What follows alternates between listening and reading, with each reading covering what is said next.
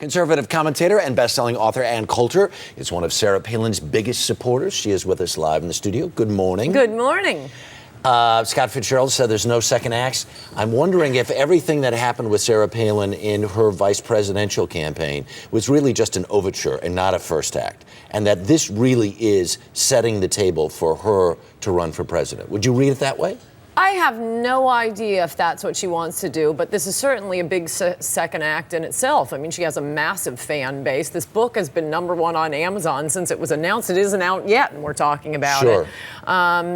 So she has a popular appeal. I'm sure she'll campaign for other Republicans if she wants to run for office in 3 years or 11 or 15. Who knows? You don't have a gut check that says this is really about her rise to national prominence? Oh, she has national prominence. Right, but as setting some sort of a foundation for a run for the presidency?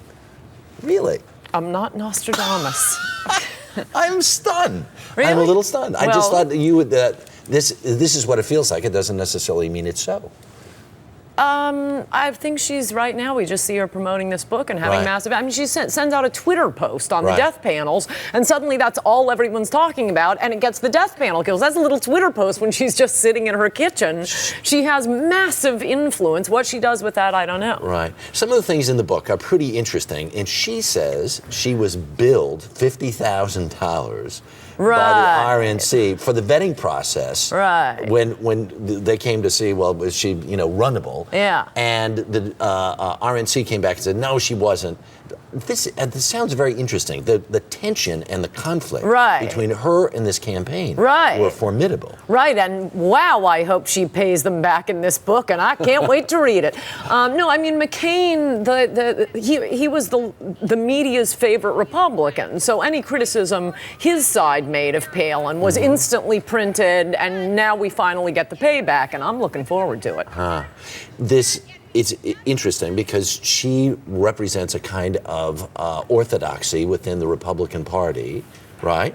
Yeah, I'd put it a little differently. How would you say? I would say she is an authentic American, the way most members of the media are not. That certainly Frank Rich and Maureen Dowd do not represent the average American. She has a blue-collar union card-holding husband. She can go and be comfortable in very many parts of the country where Maureen Dowd and Frank Rich would never deign to visit, much less be comfortable. These would be people who might necessarily be critical of some of the things she has to say. Yes, they certainly were. We're just fleshing this out for the rest of the audience. And my question is, though, in the end, does she represent, and her philosophy and her, say, support base, does that represent the future of the party? It's certainly a part of the future, but I mean, it's not like I'm supporting her for president. I don't know who our president is going to be. I don't know if conservatives do. I think she is a very powerful voice for conservatism, and wow, she has a lot of appeal out in America. And the camera loves her. I mean, I think that has a lot to do with the hatred for her. I think any liberal male took his life in his hands for saying, well, I'd never vote for her, but boy, she's attractive. Whoa. All right, last but not least, guess whose book is out in paper? All right, there it is. This weekend. Oh, I discussed the media. It's treatment of Palin in here. I remember that. I remember our conversation about that. All right, Ann Coulter, good to see you.